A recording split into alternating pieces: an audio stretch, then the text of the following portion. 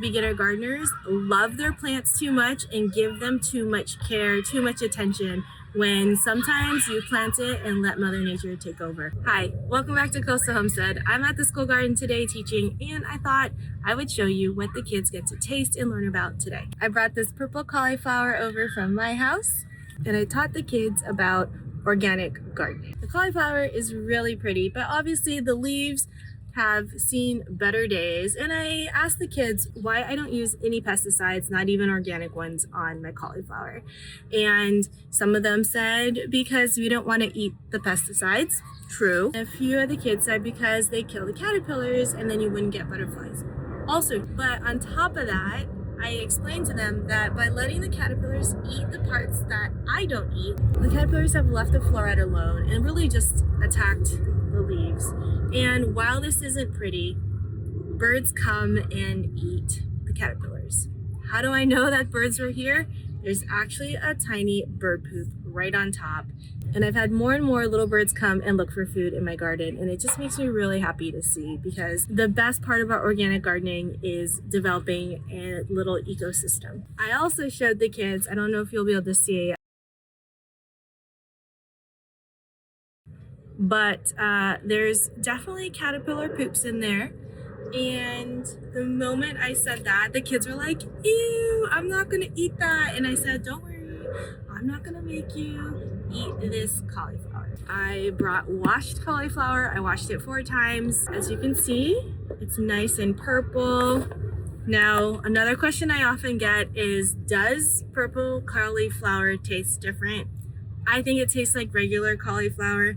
It's just prettier, and it will lose its color. It won't stay this vibrant once cooked.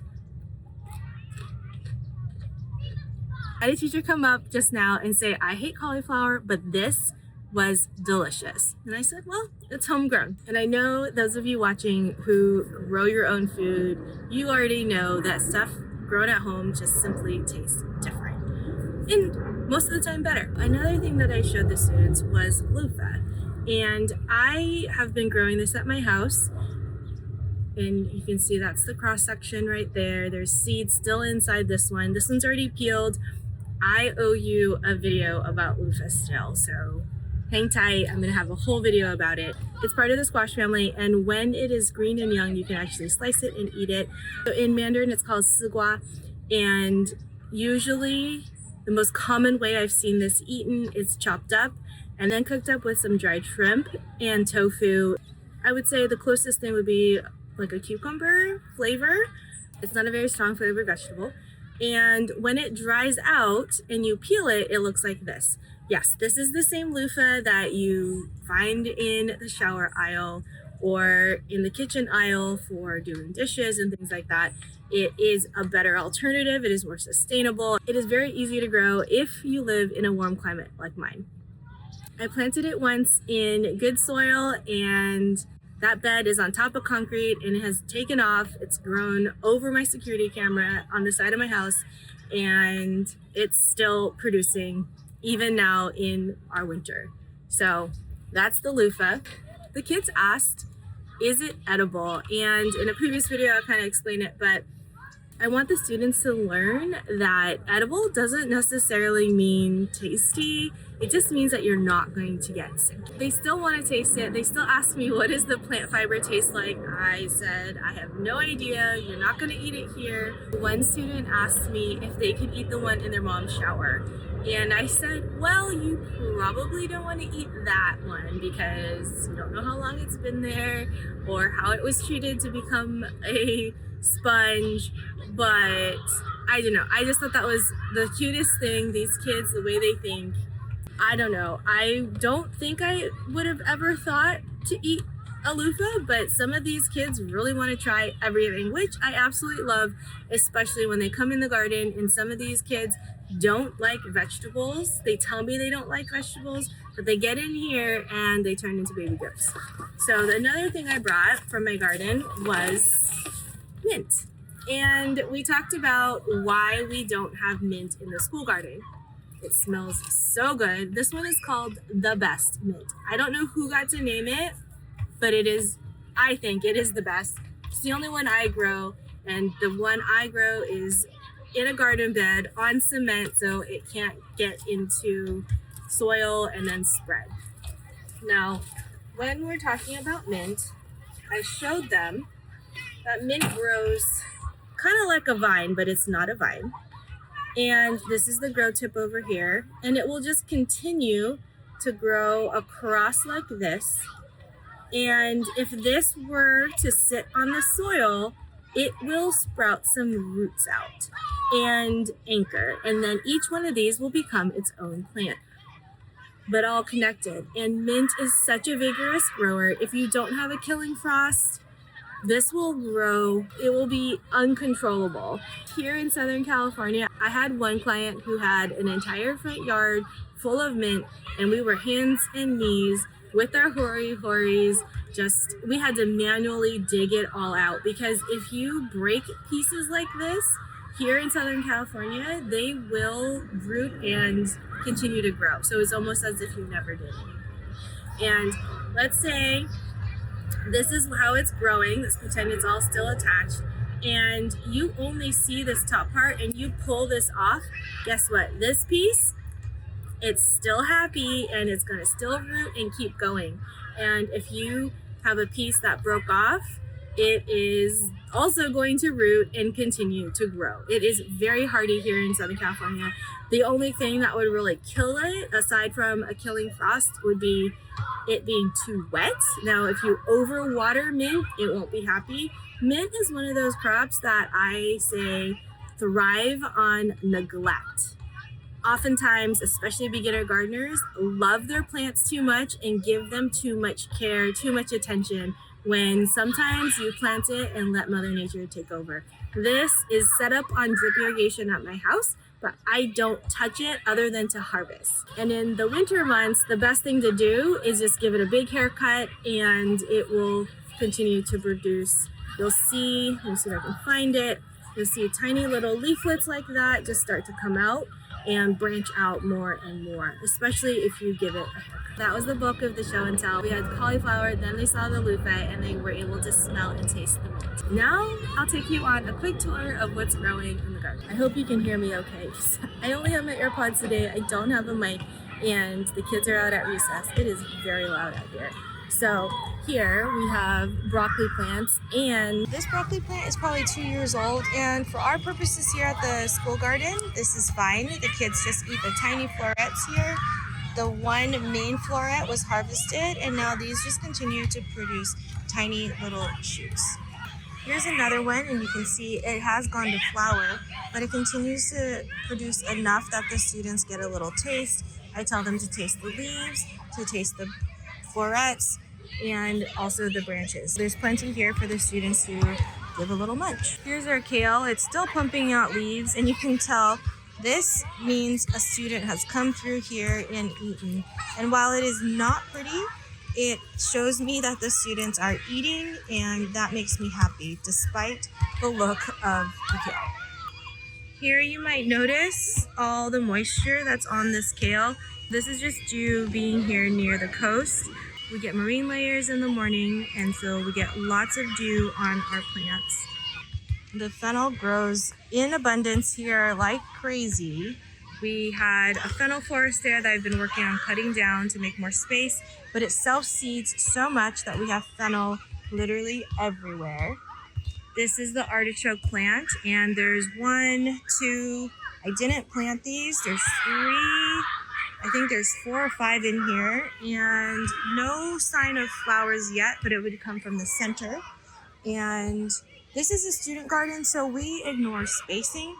The students get to have some seeds, and they get to plant wherever they want. While it isn't as pleasing to the eye for adults because it's not neat rows, it is full, and the students love to explore. And let me just show you some of these beds. So this is dried up cucamelon, leaf, vine, and then there's some fresh vines right there. There's celery in here, there's broccoli, there's fennel, and a whole smorgasbord of stuff. Like this is more broccoli here. That's calendula right there. And then on this side, we actually have pumpkin growing in January because some students seeded it. Sometimes we get some weeds and I just pull them out. And here, I'm actually not sure. I originally thought this could be Brussels sprouts, but then as it got bigger and bigger, I'm thinking it's a giant collard. But the leaves are actually pretty tender for being a collard, and I don't see a head forming to be a broccoli or cauliflower, so I don't think it's that, and by just deducing, it might be a collard. Now here we have the green beans. They are doing very well. We haven't been here in a week, and that gives the plants time to grow and produce some more. Here, there's some arugula that was seeded. That's all fennel.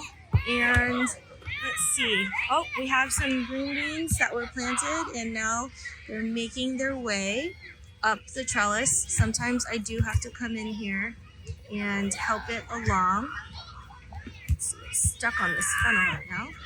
But I just take the green bean and wrap it around the trellis, and it will start to do the rest on its own. It actually wraps the other direction. Fall, but it should be okay. But over here, same thing. We've got some green beans, we've got some squash, and hopefully it'll go up that trellis. And then over here, we have little lettuces happening. Right here, we have like a little red lettuce and then some green lettuces. This looks like another collard because I still don't see a head forming. Usually by this size, I would see the head of a cauliflower or broccoli forming. So I don't think it's either of those. But if you didn't know, broccoli, cauliflower, collards, they're all cousins. And then let me flip this. This bed, again, so much fennel, but I'm letting it grow because we're gonna take down the fennel forest there. And then this way, the kids still have fennel. They love munching on it because it tastes sweet, and actually the ladybugs love it. They come and lay their eggs on here because sometimes there's aphids. Over here we have purple collards. You can tell it's a purple collard because of the coloring on the leaves. And this plant has probably been here, I don't know, 3 years, 5 years, I'm not sure, but it's a pretty old plant. And the students can just come, take a piece, and leave the rest. I've already had one class come through here, so I don't have a tomato to show you, but there's one student who was chomping on the tomato. And then this is another giant collard. I'm standing and about 5'4", so this is over 5 feet tall. Again, we don't use any pesticides here, not even organic ones like soap, and it's fine. Is it the prettiest all the time? No, but we call it nature's tax. And let me just show you up close. So these collards look great. There's nothing on them, totally fine. But then this plant here, you can see a lot of aphids on there. There's also a lot of dew. Right there you can see all the aphids. And then underneath the leaf, woo. So once a bird finds these, it's gonna have a great lunch today. We do have some tomatoes. They were eaten by something. There's one growing right there. It's a big challenge in the school garden to keep students from picking things if they think it's almost ready. It's very exciting for them, and there's a balance between don't touch anything and giving them free rein.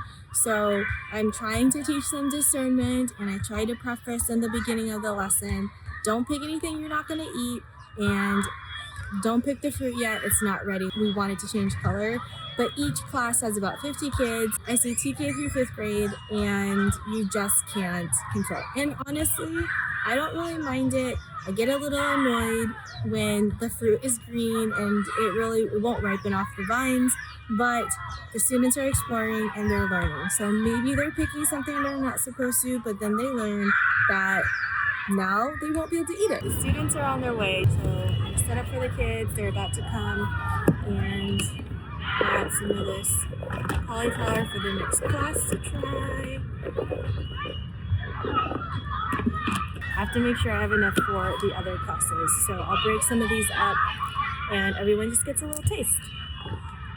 And so this is just enough for them to see if they like it, and sometimes the kids come for seconds. As long as everybody has tried it once, they can have as much as they want. And that's what's nice about having this school garden is they just come through here and munch. It's really cute when they make their own tacos, and I tell the parents, I can't guarantee that your child is going to have the same attitude about vegetables as at home, but studies show if you garden at home and you grow your own food, you are more likely to try new things. So, if you're a parent and you really want your kids to eat more vegetables, maybe try growing some at home, and I'm happy to help you with it. The next class is on their way, so I gotta go. And as always, if you learn something new, I'd love to know what that is. And if you have any questions, drop it in the comments below. Please don't forget to subscribe so I can see you in the next video and we can chat some more gardening.